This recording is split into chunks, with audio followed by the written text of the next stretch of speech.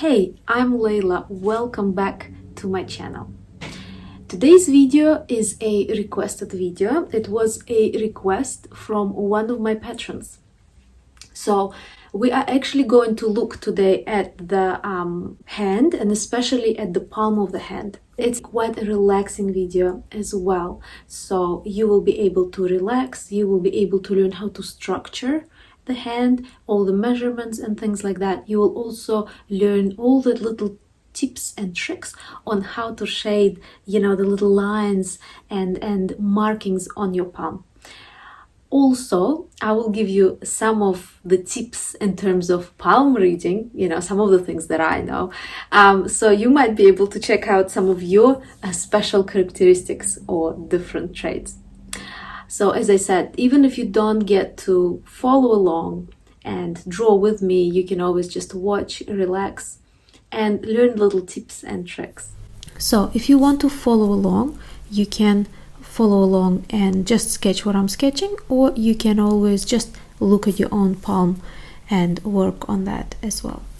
I'm going to be working off the image that I have taken of my own hand, palm. So first thing I want to do here is I would like to mark the top and the bottom, how large I want my sketch to be, and put through a central line. The next thing that you want to do is you want to look for an overall shape or break down this line as well. I might like to say, for example, that this area here is this bit here, and that would start somewhere here. So that is the size of the palm. The next thing you want to do is you want to break down the palm into simpler geometrical shapes. So, for example, this area here can be marked as an oval, or as a circle, or as a square. And that's the interesting thing about palmistry, because everyone's got different palm shapes, and that in palmistry it sort of corresponds to a different character or different vibe that you might have. So for example, some people might have a larger area here and shorter fingers, and some might have the other way around. So have a look at how much longer your fingers are compared to your palm.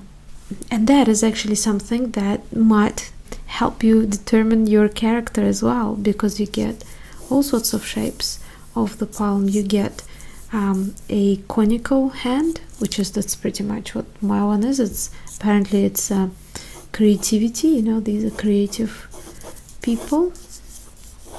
You might have a spatula hand as well, which is pretty much usually people who are very active, like they always need to do something. Like, for example, if you've got nothing to do, you go and you dig up your backyard or something. I don't know, just like you constantly just need to be doing something, involved in something, something physical as well. Or pointed hand as well, and that is more of a person who is very sensitive, sort of almost psychic-like and things like that. That's what it's usually addressed to. They can get unbalanced emotionally very quickly, so they need a very sort of stable sort of environment and people around them. Then there's also, what's the other? There are a couple more, I think. There's a square hand as well. And that's a hand of like a real down-to-earth person who is, no frills kind of a situation. Okay, so going back here, so I'll explain. This is probably not very visible, again, because I'm not using really harsh lines. I wouldn't suggest you do as well in your drawing, so make sure you use really soft lines, because most of these would be erased later on. And now let's have a look. So I've marked the major area of the palm, and now I'm looking at sort of the overall size. And here, this bit here, it's that area Now everyone would probably have this as a more or less dominant sort of a shape on your palm. So this is probably the first thing that jumps at you. That's actually a Mound of Venus. Make sure that you place that as a separate, as an oval. Some people have it really wide and big, some people have it narrower, some people have it almost like an indentation and then a little bump. So you have a look, if you're drawing your own hand, have a look at what's it like on your own hand. Now when it comes to drawing a thumb, make sure that you measure it. Again, everyone's got a different length of the thumb, so you want to measure it, say, by placing it against your index finger, or if you're looking on the picture, say you're drawing someone else's hand, can be the same thing. So make sure you measure it up against, you know, how far it comes up to the fingers, and mark it. Remember, you might want to change it around once we've got these fingers down, so you mark it very, very gently. You don't want to, you know, go in like really strong and say, okay, that's I'm pretty sure that's how it's going to be, because things change as you progress in your artwork. Another area that probably would stand out is this area here. There's the Mound of the Moon. To put the line through, that's the line where the fingers join the palm. And now you just keep drawing.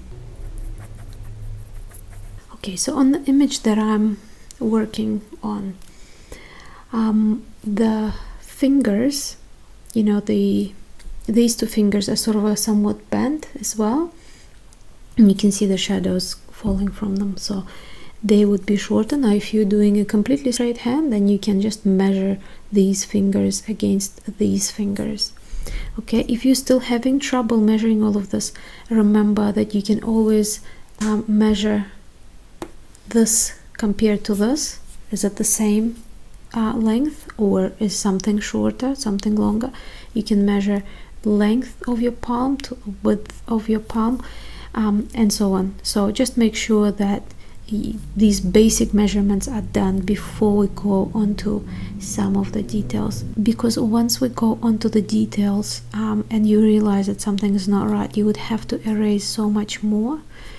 So it's always better to work things out now. Pretty much that central line, for me, it pretty much sort of comes down between these two fingers.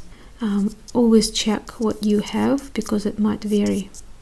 And remember, these variations can mean that you've got specific character traits as well. Okay, so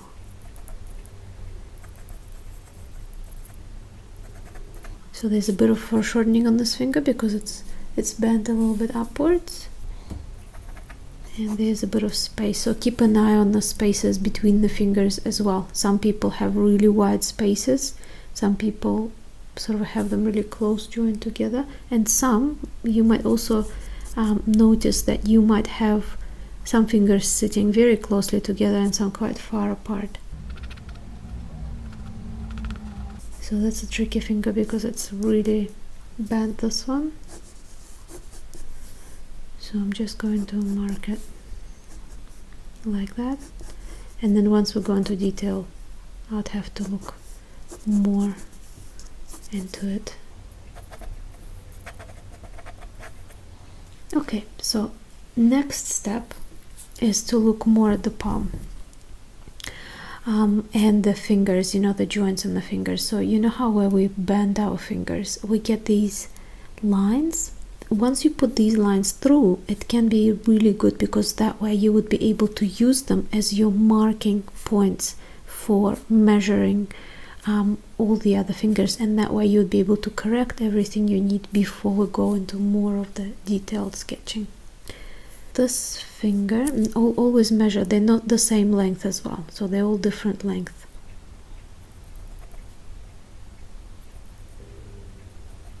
So not going into any detail now, don't worry about the shape of how they go. I think I made this finger a bit too short.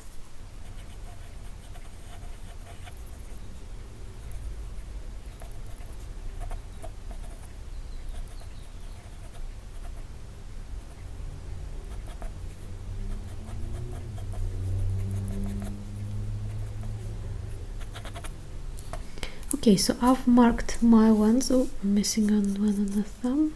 Okay, so now I'm going to look at actually erasing some of the lines that have helped me to build everything.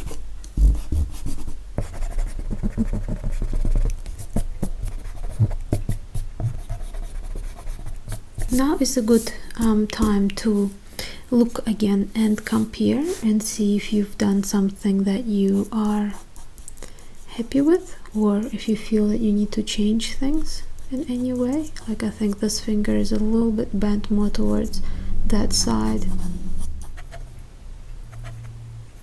If you like watching this video, please go over to my Patreon page. The link is just below, and check out some other videos that are available there. That way you will be able to support this channel to make more videos for you in the future, and also you will get access to all the extra videos that are not available here as well. Most of them are very educational, very interesting. There is a whole series of videos that is being made on face structure and animals and so on. So you would probably find something that might be of interest to you. Also, most of the videos there are quite relaxing as well. Now I'm going to mark the other mounds on the hand. So as I said, some mounds are quite dominant, so you can see, you know, they're quite fleshy or they're quite soft, and maybe more protruding or more concave. So you look on your own hand what you've got, and then you sketch that through. But even if these mounds are not very prominent, you can always go by these lines. So for example, like this is a lifeline, and that's the one that sort of separates the Mound of Venus. So if you don't have a very prominent shape here, you can always use this line as a guide. Some people might have it really far into their palm, some really close, but you know, just make sure that you check what you've got.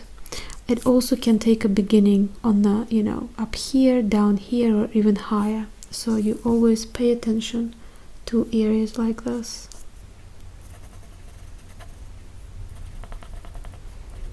So I'm looking at where the thumb joins the palm at this stage and putting in that sort of a section there.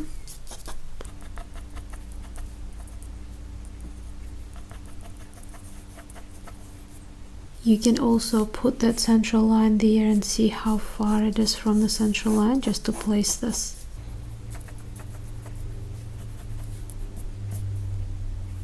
And then of course we have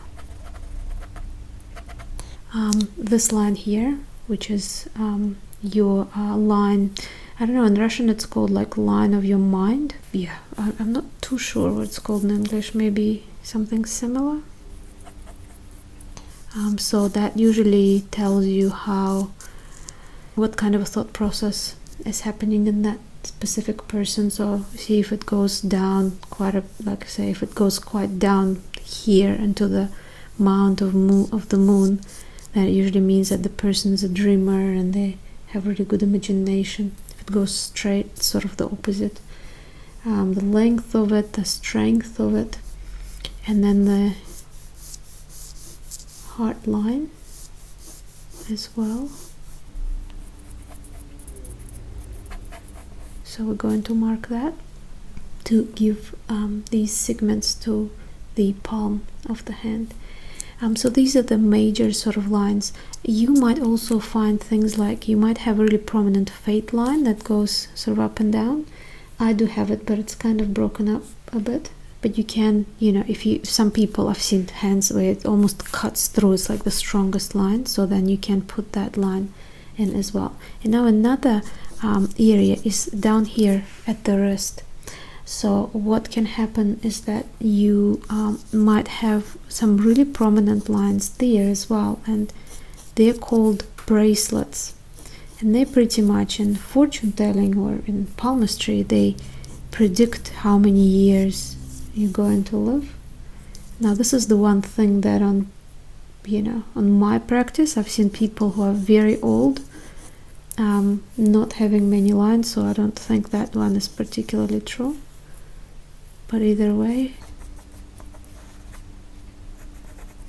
Okay, so now that we've got most of the lines down, let's start looking at the shading and marking some of the shading down. But before I do that, I'm going to soften what I've sketched here. So sorry guys, but you will have even harder time seeing this now, but hopefully you already have it all sketched out on your paper as well.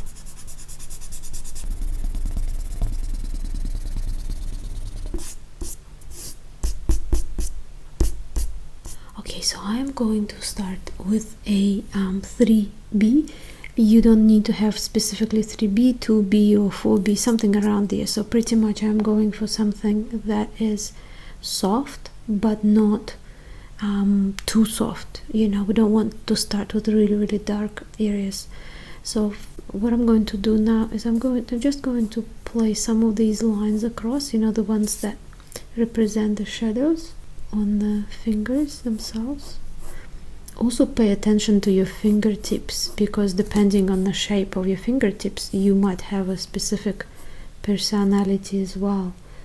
Like for example, if you have, so this is the shadow from the little finger. For example, if you have like pointed fingertips, then you might be quite precise about things. You might really be into colors and design, and things like that can be hugely important to you.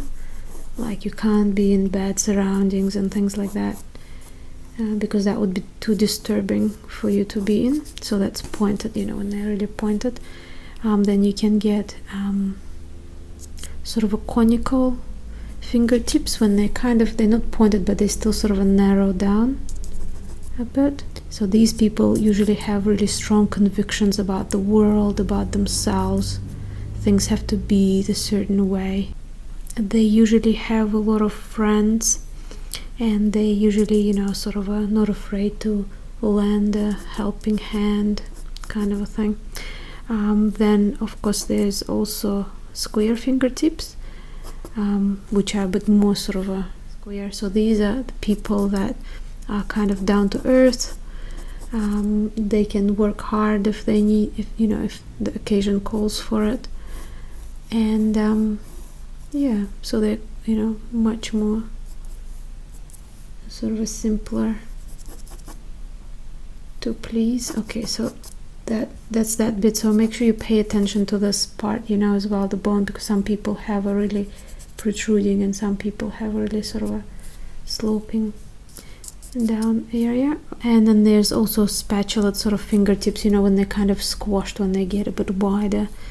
These are usually people considered to be very witty, very sort of up and go, quite energetic, good sense of humor and stuff like that. Okay, so now that I've marked all of the shadows, falling shadows, I'm going to go into shading. To start, I'm just going to go all over and to go quite softly, so over the whole area, because most of it is not white, most of it is shaded somewhat.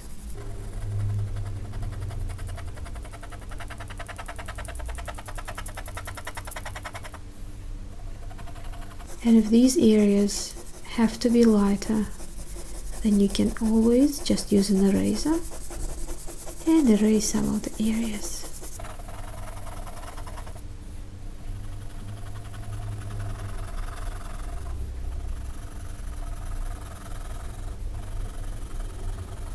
Next step is to bring in the smudge stick and go over to the smudge stick.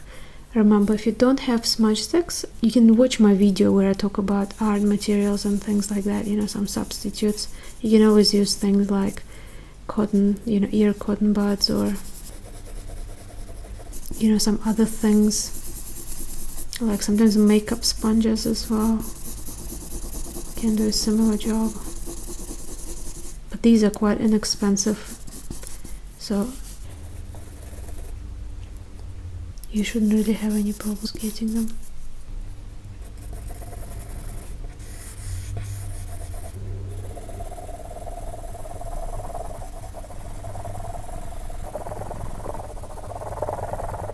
And now I'm gonna go over some of the shadow areas now, because you can see the smudge stick, this smudge stick has been used quite a bit. I have a buildup of graphite on it, so I'm just gonna go in like that. If you don't, you can always go over these areas with a pencil first, and then start to smudge with more with the smudge stick.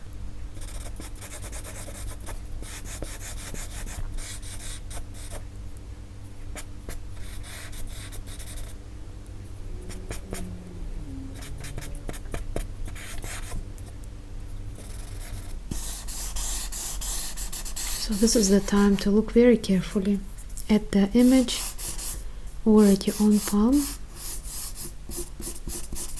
to notice all of the shadows and mark them down.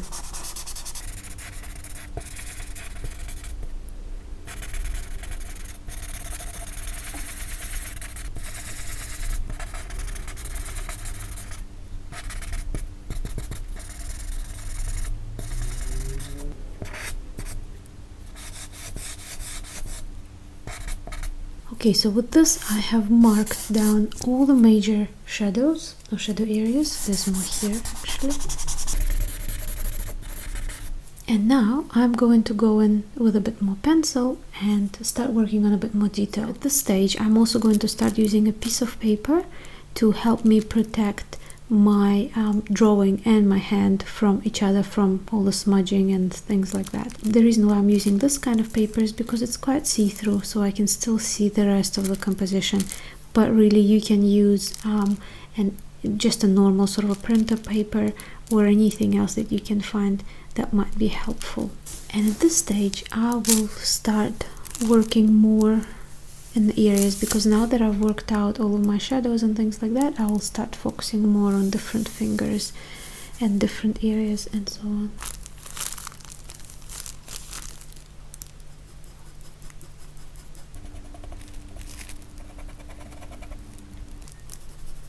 Some of the areas are quite dark, so I'm going to shade them quite dark in as well.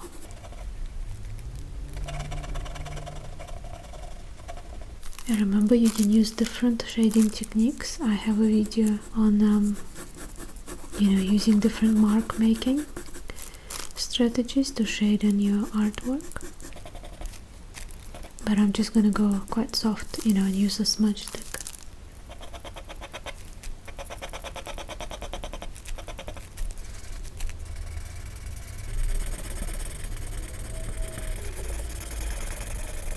Try not to rush your process while you are shading.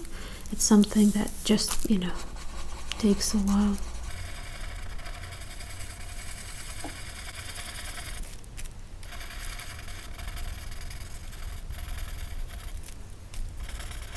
And now I'm going to go back in with a 6B, so going a little bit darker than the previous pencil. Next I'm going to go for the mechanical pencil. You don't have to use a mechanical pencil, you can just use a really well sharpened irregular pencil.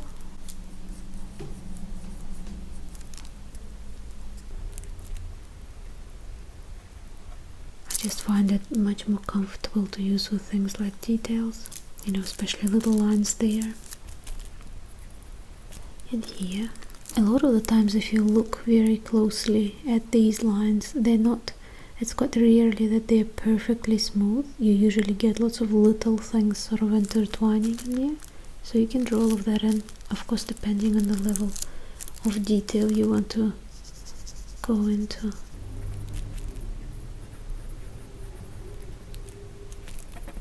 Now here I'm seeing a really dark area.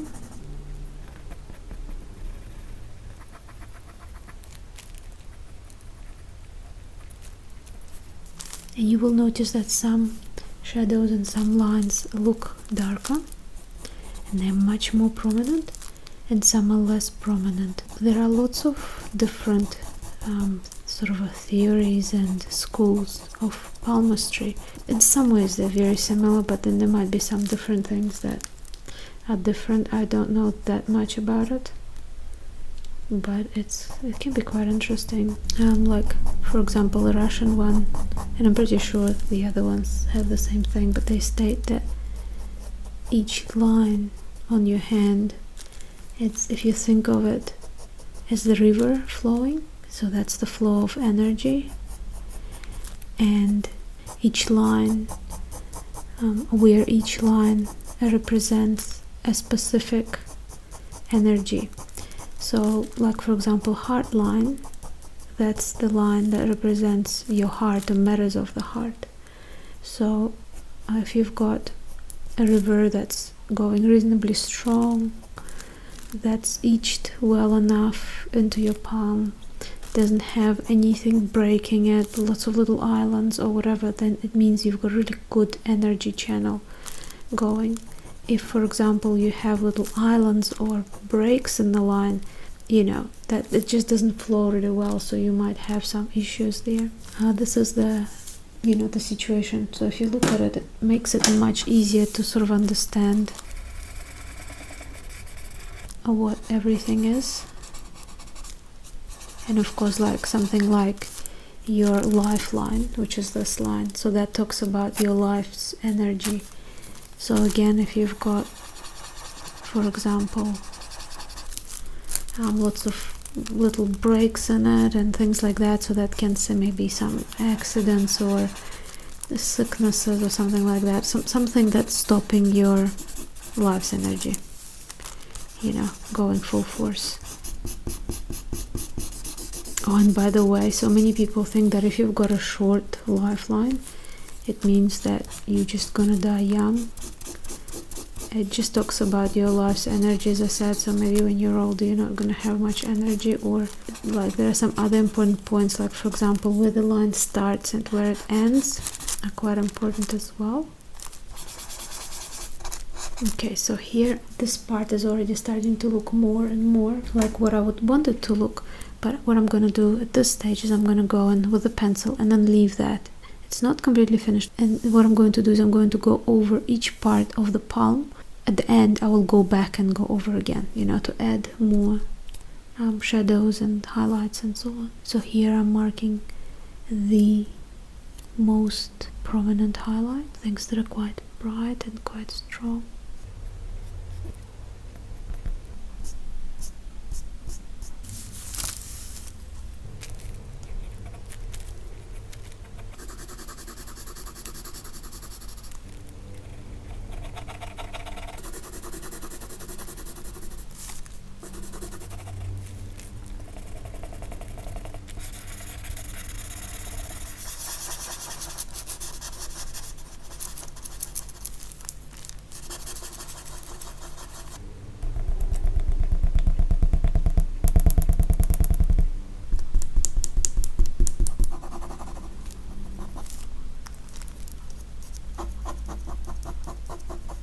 So now I'm going to move on to this finger and do exactly the same thing. So just watch out for, the shadows, the way they fall around these mounds as well. As I said, some people might have really prominent ones, like the Mound of Jupiter, Saturn, I think that's the Sun, and Mercury. And when you're shading like this, make sure that you pay attention to the shape of the fingers as well.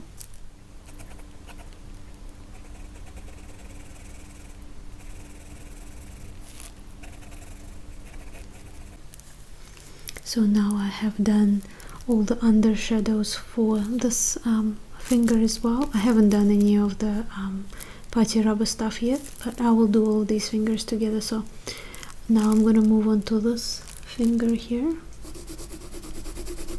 and do exactly the same thing that I've done there on the previous two.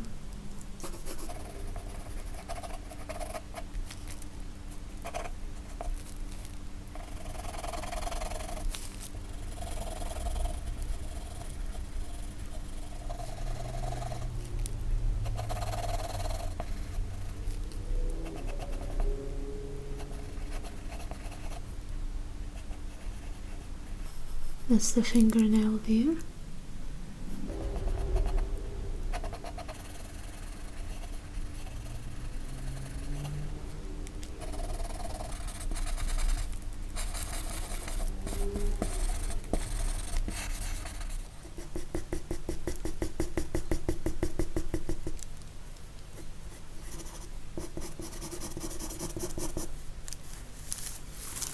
So now that I've done that undershadow on the fingers, again, it's not finished, it's not completely finished, but what I'm gonna do now is I'm going to work on the palm and mark through some of the areas that are a bit lighter or a bit darker.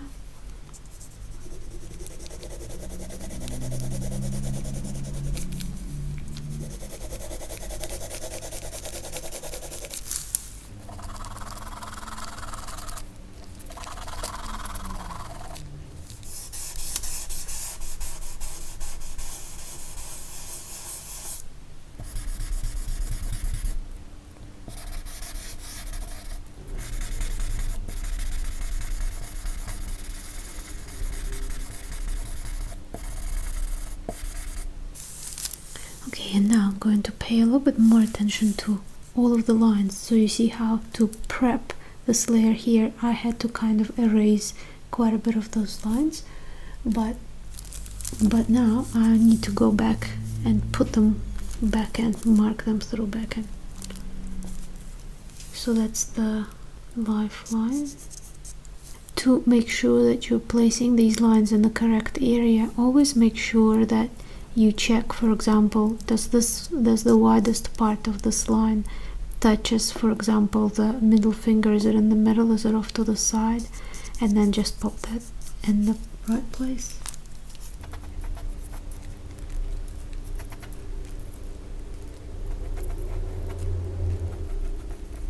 And this is the hard line, so always check where it finishes. Does it finish between these two fingers? Sometimes it goes onto this part on this mound here, and sometimes it finishes a bit earlier. A little line here, it's called the line of success or sun line.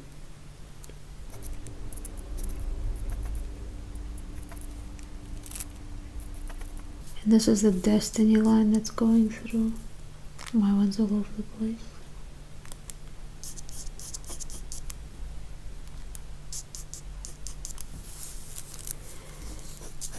And remember these bracelets as well. So just put those, I'll mark those through softly and add more shadow here, because that area is actually in quite a bit of shadow.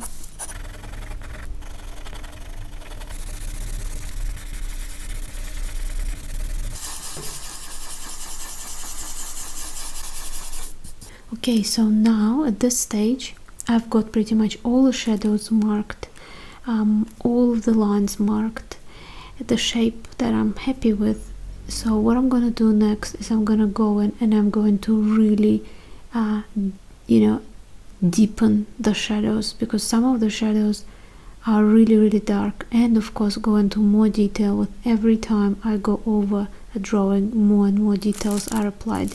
Details applied with eraser and details applied with pencil. So I'm going to use 7B to really add more depth to these shadows. I'm actually going to start with the shadow over here because it's the darkest shadow there. So I'm going to go all full on with this pencil as dark as I can, and that would be just something for me to measure against, so all the other shadows would be compared to this little area.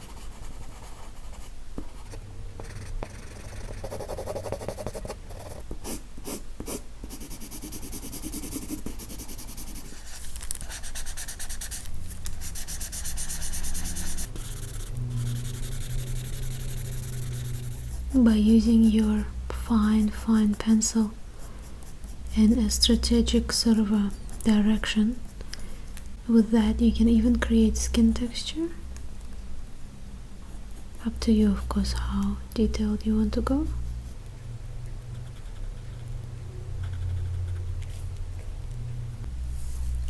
And now I am going to add some highlights again with the spatula rubber.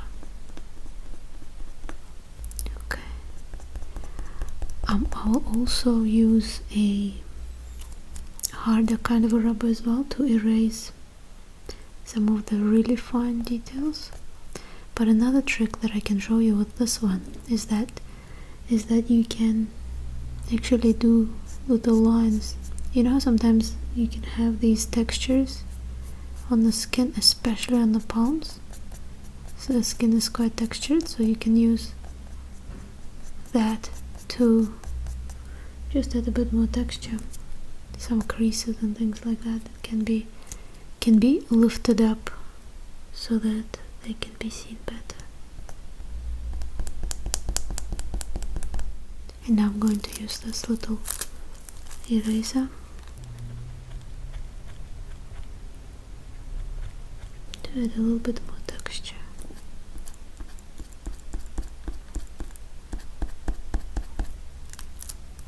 So now I'm working on this area here in a very similar way as to what I've done there. So just adding more details with the use of the eraser and the pencil too.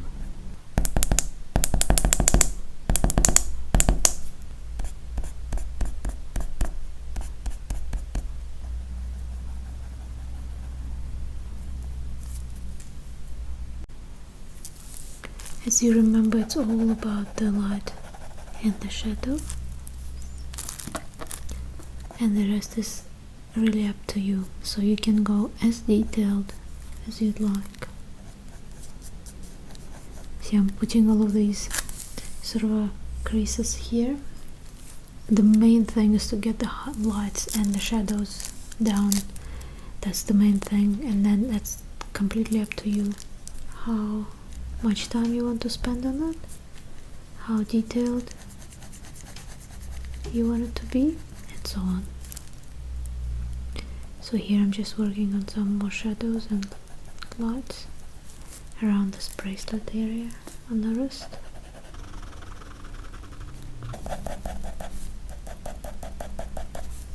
It's quite funny how so far I have found just this bit to be not very true in terms of palmistry, you know, those bracelets, but so many things are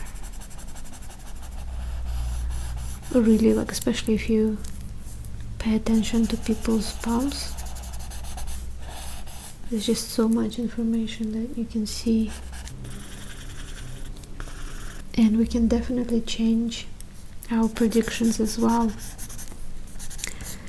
I know someone who had a very broken lifeline and a lot of other indications on the palm that would suggest that that person was going to, you know, either die in an accident or, you know, something not very favorable would happen, and knowing that person would definitely take any risks, you know, regarding safety and things like that, you know, speed and drink and all sorts of things. And then when this person got married, after about a year, the lines on the hands, on the palms changed, and a very different situation started to appear. A very long life, much calmer, and that's exactly what's happened as well. So this person, you know, ended up having lots of children and got so busy with work and things like that that his outlook on life changed. And it was so funny to see how his palms changed, or the patterns on his palms changed even before he was going to, you know, sort of change his life. It's quite funny. There's another story about, I can't remember, either a Chinese, one of the Chinese emperors, or an Indian one, where this emperor, this person had a son, the only heir to the throne, and all fortune tellers, palm readers, all told this king that his son is going to die when he turns, I can't remember, 27 or something like this, reasonably young. And the king was really upset about it. So then there was this one fortune teller lady, and she said, well, how about this, let's find a woman whose hand shows that she's going to marry a man who's going to live a really long, healthy and prosperous life, and make him marry her.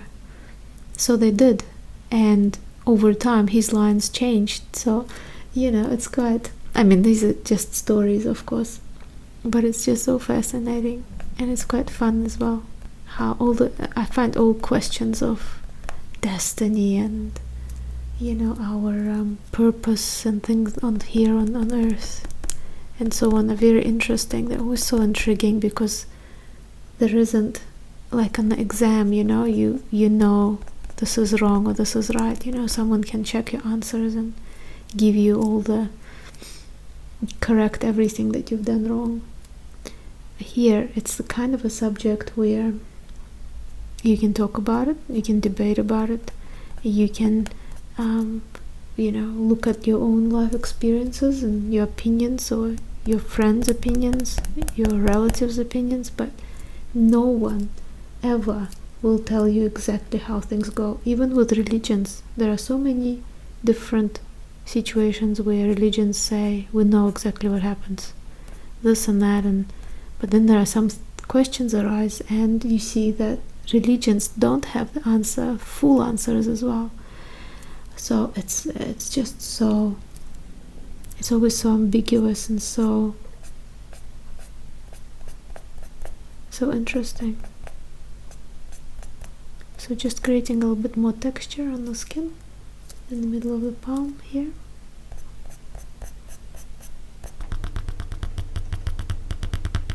Okay, so when it comes to working more on the lines, you can always work on them with your fine pencil, and you can use a smudge stick. See, I've got a little smudge stick, and it's quite comfortable for little things like that.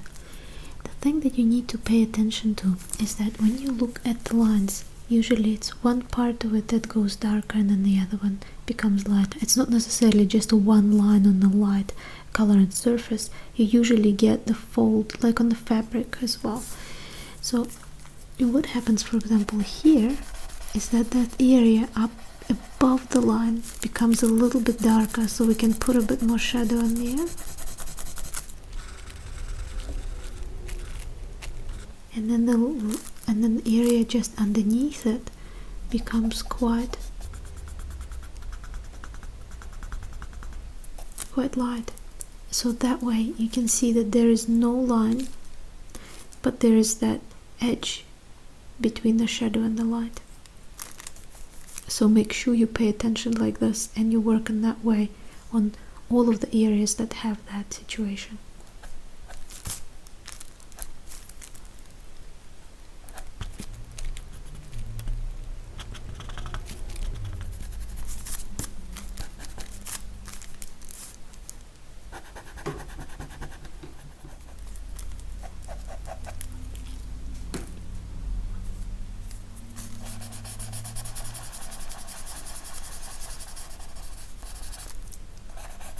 And as you keep working, as you keep adding shadows and highlights in that way, the more and more three-dimensional the palm becomes. So when you want softer shadows, make sure you use putty rubber. If you're not sure what it is, make sure you watch the video. I have a video that sort of covers all the art materials and so on, so you can if you're still choosing some art materials and things to add to your graphite collection. Okay, so now you can see the difference between the work that I've done on the palm and the fingers. So you can see how I would need to go back and do some more work on the fingers as well.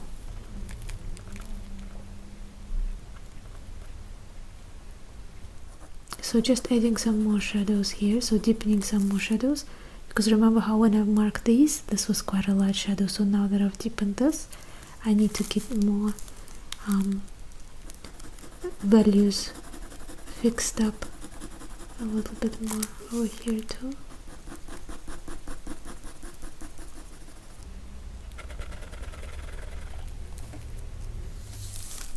And just shading, shading, shading, building up those layers. Now there are some quick sort of looks that you can do when you're talking to someone, different things that can pop up, you know, as I said about the shape of the hand. Also things like thickness of the hand also matter as well.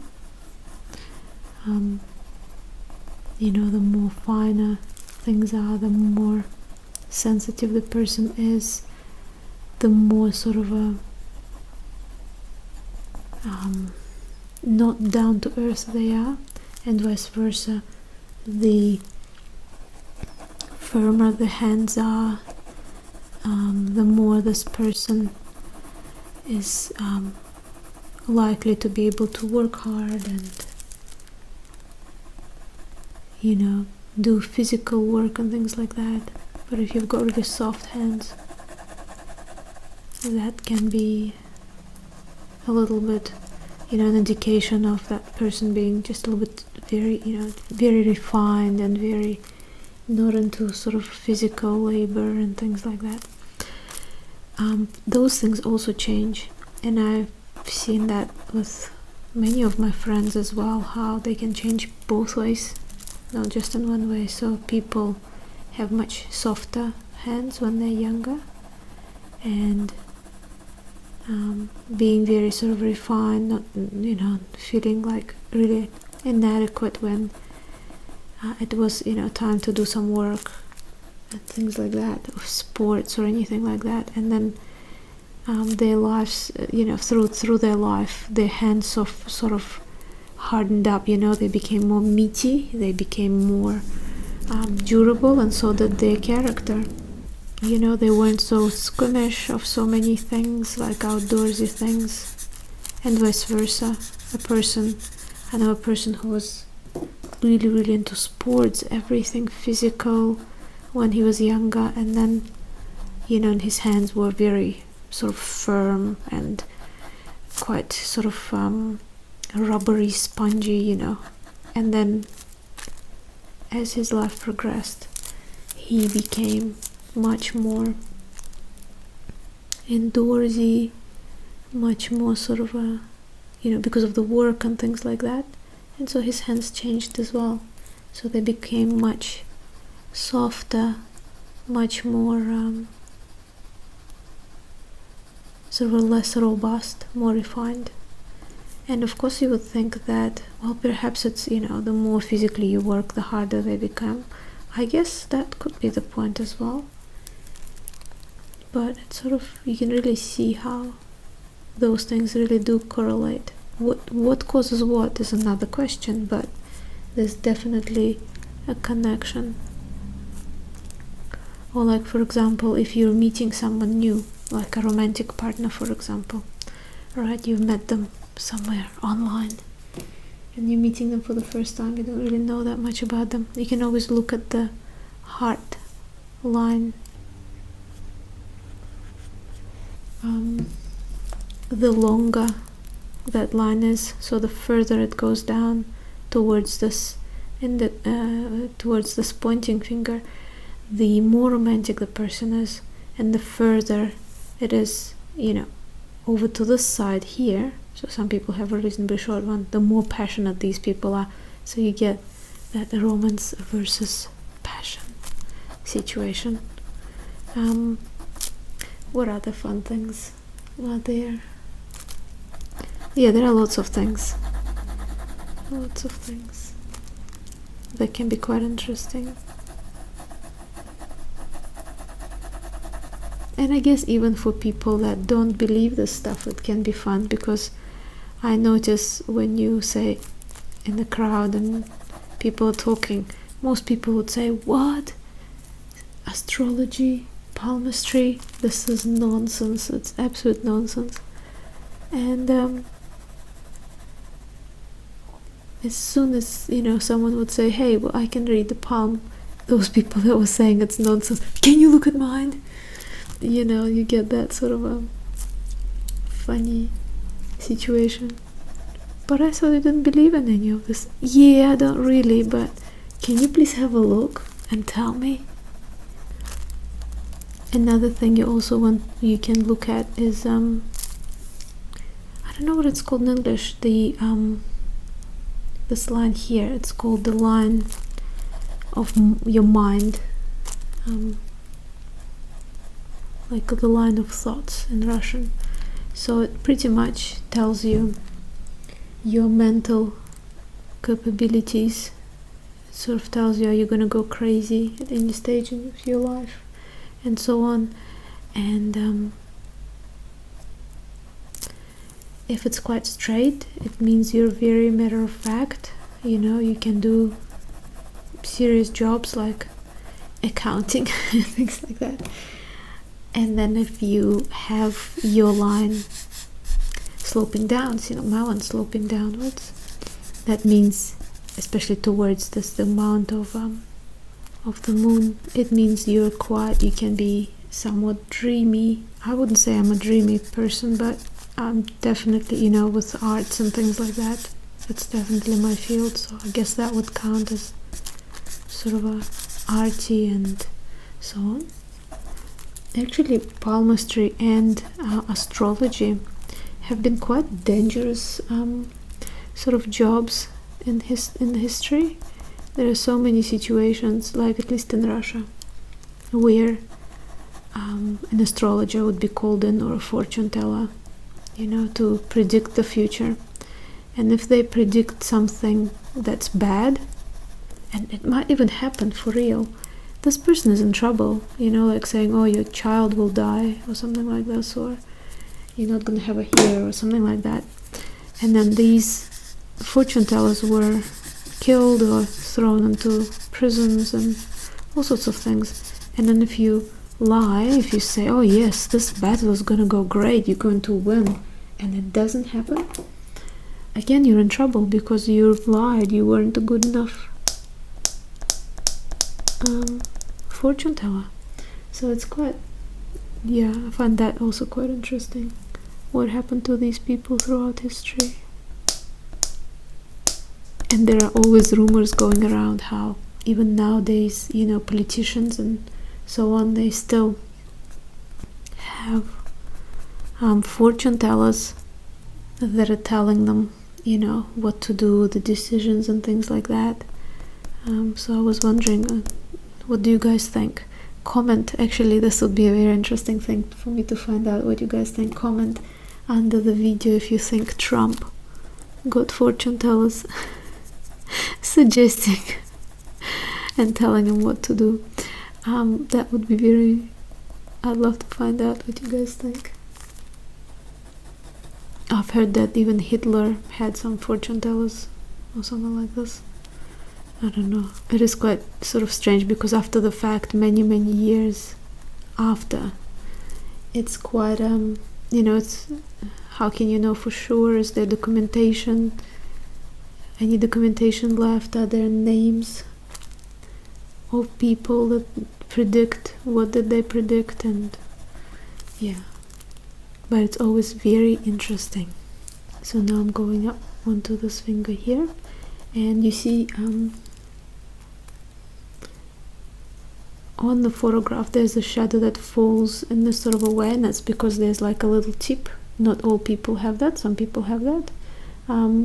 It's believed that when people have those little tips, they're more sensitive. I don't know whether it's emotionally, physically, or whatever, but that's what it's meant to be.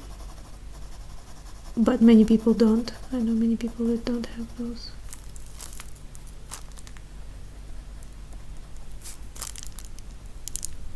So this part is quite dark.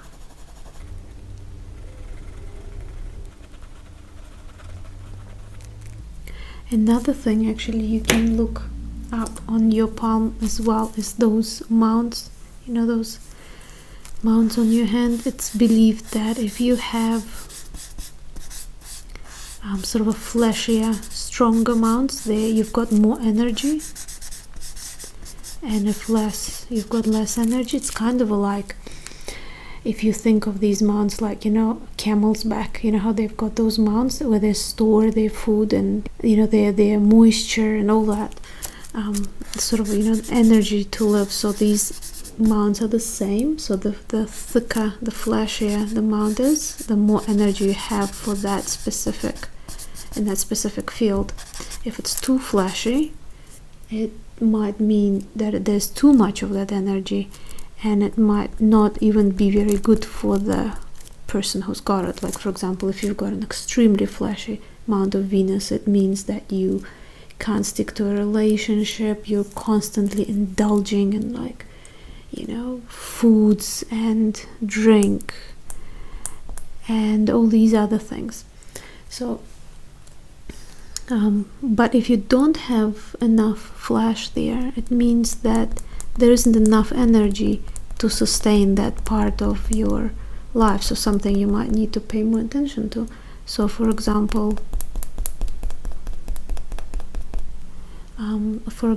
this one here, I think that's the mount of Jupiter, and so that can be responsible for teaching, for strong character, for being a leader, for telling people what to do, pretty much. And that finger also would have the same characteristics as well, or carry the same characteristics.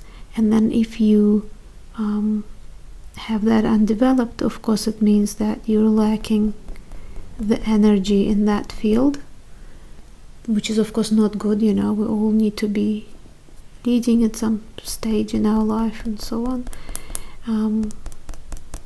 The next one, I think it's Saturn, so that's security, and so on. Okay, so there's just a little bit of the highlight, just a really soft light there, that I'm just going to pick off a little bit of that shade here. So that's the mount of Saturn. Then you also have this one, so this is the mount of the Sun.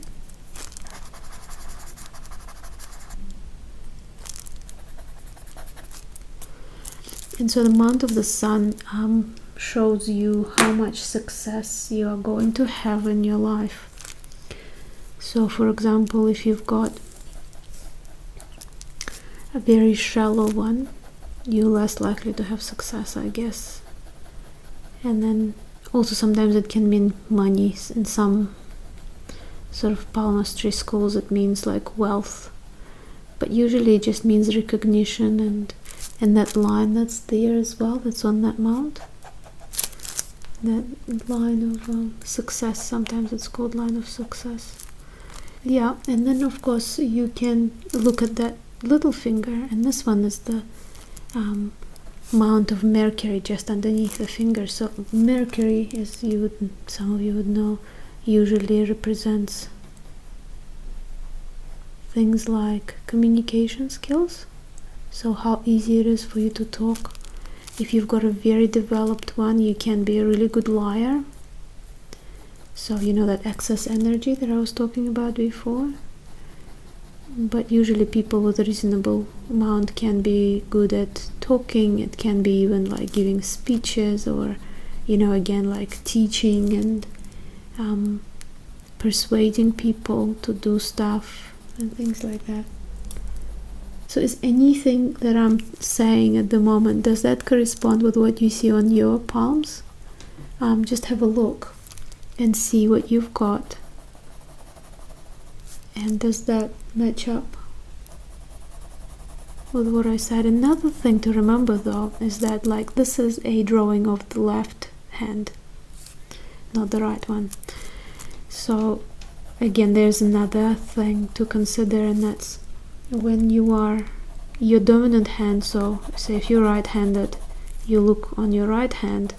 If you're left-handed, that's when your left hand becomes important. So your dominant hand shows all the changes that you are doing in your life to change your destiny, to, you know, your developments, what you learn, what you do, and so on. Your experiences, life experiences. And then your left hand is the hand that says more about what you were given. So, you know, say the family you were born into, what your possibilities were. And then the right one is how you've changed it, what you've used. So did you minimize some things? So for example, you can have a reasonably weak health on this one, and then say by the time you're 40 or 50 or whatever, you can have a reasonably strong health line, or that health line actually disappears, which is even a better sign. That means that you worked and the things that you've done in your life actually helped to make your health stronger and better. Or vice versa, you can have really good health at birth, like say good genetics and things like that, and you would be able to see it on your non-dominant hand, and yet say you're not looking after your health at all, and then that would show up as, you know, health problems on your dominant hand. So make sure when you're checking the correct palm as well. And if you look at the, like, I don't know if you remember your palm, say when you were younger, when you were like a kid, for example, which palm did you have the most lines on? Because usually what happens is that when you're very young, you have more lines on your non-dominant hand, and then as you age, you get more and more lines on your dominant hand. So that way you can see that a lot of things that you have done, you've done them to yourself, kind of a thing. So that's another sort of interesting concept. Like, even if you don't think of fortune telling, for example, even if you just think of it as in your life, you know, we all have our own sort of situations where, you know, this is your, for example, genetics, or this is your destiny. You were born into this family, you were born in this country, this is what you were kind of given. And what did you do with it? What did you ruin it all? Did you build it up? Did you carry it on in the same level? What did you do? So just even the concept of it I find quite interesting as well. And there's quite a strong shadow. That's the shadow from that little finger. For that I'm actually going to use a softer pencil.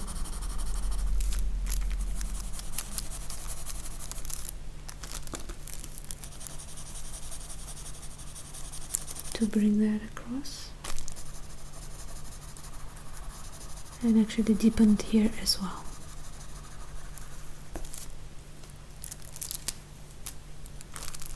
And now working on that little finger as well.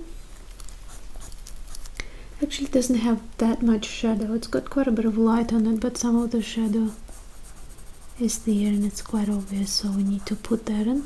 Otherwise it won't look as 3D as the rest of the palm.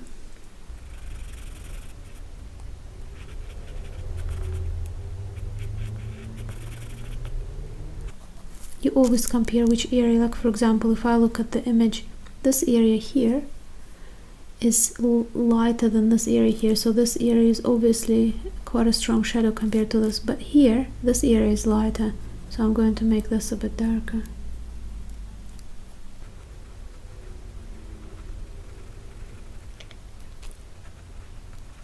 Oh, and this area here is also very interesting.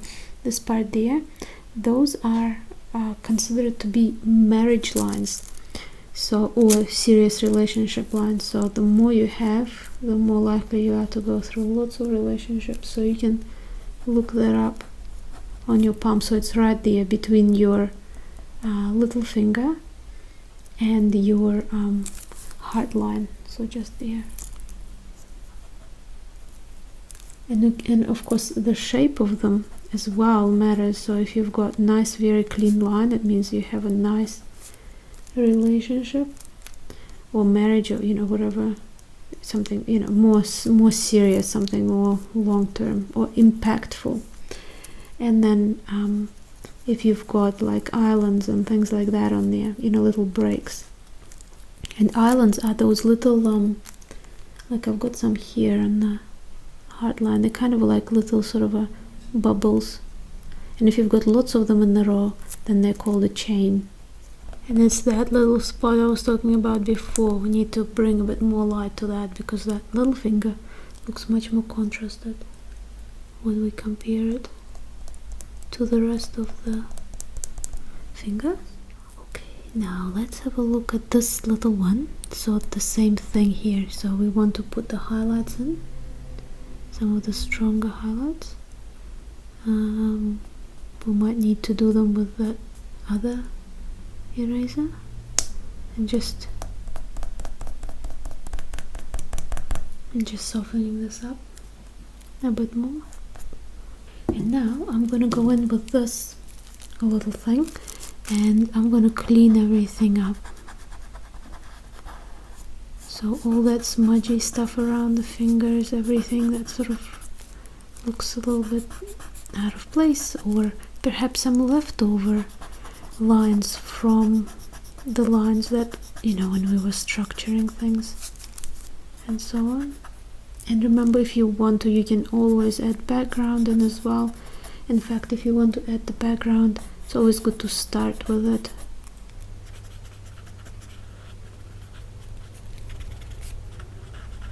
Some stronger highlights on the actual fingers as well.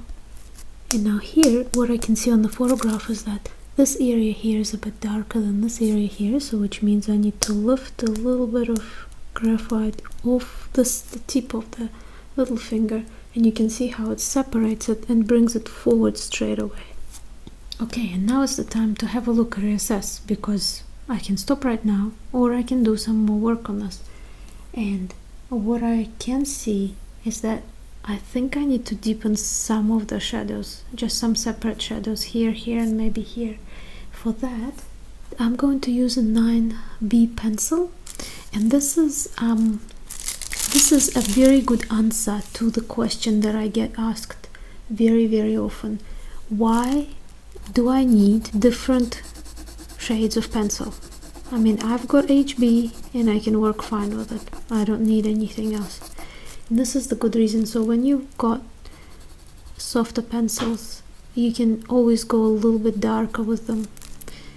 But if you're only using, for example, HB pencil, there's only so dark that you can go, and you can't really do anything else about it. That's it. You pretty much have to finish. But if you've got a darker pencil, I mean a softer one, then you can always add more to your work and increase that shade, you know, that capacity to create darker shades. Just adding more accents of the stronger shade. And my main area really that I really want to focus on is this one here, you know, this middle finger.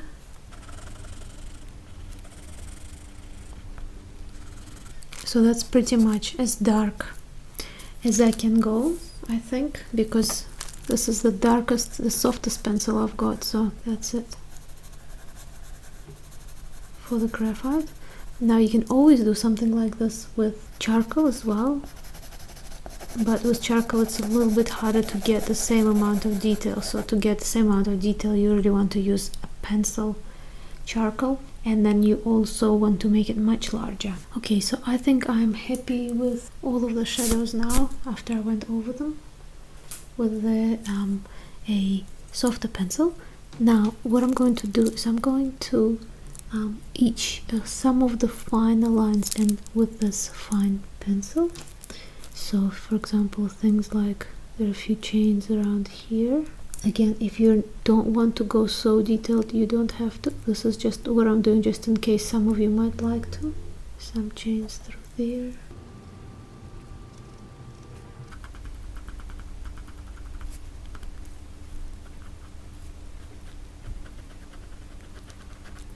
And apparently all these lines here on that side, these ones that are going that way, they're all travel lines. So the more lines like that you've got, the more traveling you would have to do. And I think it's not just traveling, it's traveling for work. I'm not too sure on that one actually. And now I'm going to do the same thing with the eraser pencil, because even though some lines can appear darker, they might have a lighter area right next to them, or some lines might appear as highlights rather than shadows, so always watch for those as well. Okay, I think that's pretty much it. And I hope you guys enjoyed this video. Do comment below about what lines you have on your hands, and did any of the things that I talked about, is any of it sort of is true for you? Because I always like to find out, you know, to check those sort of things. Are they true? Is it just, or is it just for fun? Even if palmistry is not true, it's always so much fun either way. So please let me know what you got. I hope you guys enjoyed this video. I hope you got to relax a little bit, or maybe you got to follow along and created your own little sketch. Let me know in the comments, and remember, give it a thumbs up if you like it. Subscribe if you haven't subscribed before, so you don't miss any of the future videos, and for that also press the notification bell. And I would like to say big thank you to all of my wonderful patrons who are already supporting me there, because guys, these videos, even the ones on YouTube, would not be possible without your support. And if you're not on Patreon but you are enjoying the videos on this channel, please go over there and check it out, because you might find things that are very suitable for you, that are much more in depth in terms of techniques and things like that. You can also request videos, that you can get prizes and so on. So please go check it out. I'll leave the link down below. And as always, guys, I hope you have a wonderful day. And thank you so much for drawing with me.